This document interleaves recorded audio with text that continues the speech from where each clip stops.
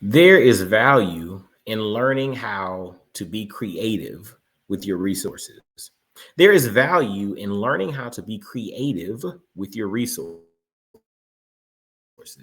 You'll hear this example, but the guy here is the founder or the creator of the Savannah Bananas, which is probably one of the most interesting and successful sports franchises that have come to light in the last probably 50 years. Like they've done some amazing stuff.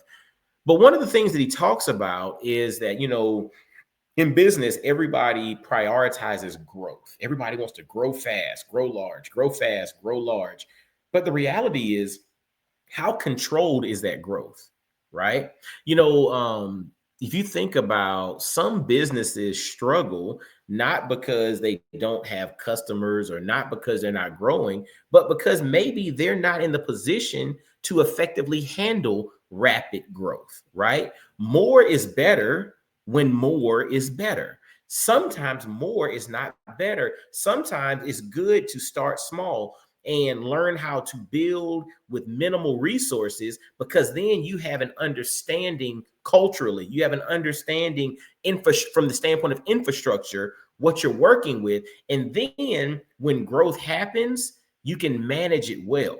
Because again, a lot of people grow fast, but they don't last long, right? And that's the part that's so interesting. It's like a sprint versus the marathon. But I think more importantly, it's about staying aligned with your values. That's the biggest key. What are your values? And you have to stay true to those. Even if somebody dangles a carrot that is, favorable, that is enticing, you still have to hold true to your values.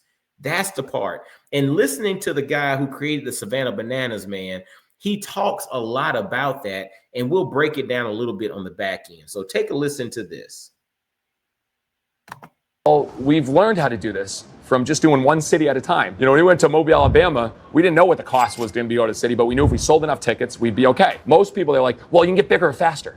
That's not my goal. This takes us 100 years to create 1 billion fans. I'm all in because it's the long journey. Yeah. And so everyone's like, get big fast. Get big fast. No, I want to create fans. And yes, I want to create fans as fast as we can, but I don't want to take outside capital that'll sacrifice who we are and what we stand for to do it. My wife and I, we went into 7 figures in debt, buying the team and failing and having to sell our house. We had nothing, but we learned how to be successful with nothing, to outthink, to not outspend, to look at every game. How can we create a great show without the video board and all the props and all the effects and all that? Create something great without that. Now our business can grow because we've learned to outthink, not to outspend.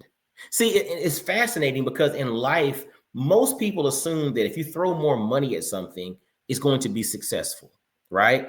That's not always the case. Now, if you have proper infrastructure, you have a proper system in place, you understand what works, you have your culture set, your values are aligned, then if you throw an accelerant on top of it, now you're cooking with fire, right? But the thing is, if you throw something or you throw too much on top of an infrastructure that can't handle it, you don't build on the infrastructure. You actually cause the infrastructure to crumble. That's why this is so fascinating. And I really love that, they refused to sacrifice who they were just for a check. They didn't chase money. Now, granted, they needed resources. Like you mentioned, they went into 7 figures of debt and, had to sell their house and all of that stuff. I get it. Like there are sacrifices, but the reality is one thing that he did not sacrifice was his values.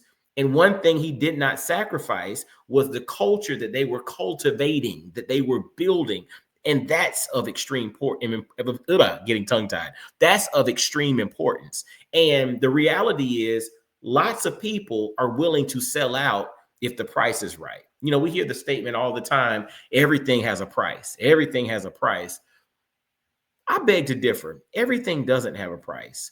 And it just takes a few people that have moral conviction, that have values at the center of what they do to prove that everything does not have a price. So this is awesome, man. I love these guys. I'm looking forward to at some point being able to go and, you know, see the Savannah Bananas live. You know, the kids and my wife actually are quite interested in it as well. So hopefully we get a chance to go check them out soon. But until next time, you know, that was some good wisdom. And I hope this is something for you to keep, you know, top of mind as you create and as you do certain things. Make sure you hold true to your culture, hold true to your values, hold true to what's important, and that's not for sale. All right. Again, this is all about you becoming the quarterback of your mindset, because once you're the quarterback of your mindset, then you minimize others coming in and infiltrating things and really getting you off from what it is you're called to do. Stay in alignment with what you're called to do it at a high level. And if that means you have to grow slower right now, grow slow. There's actually a Bible verse that says, grow it slow and it will last.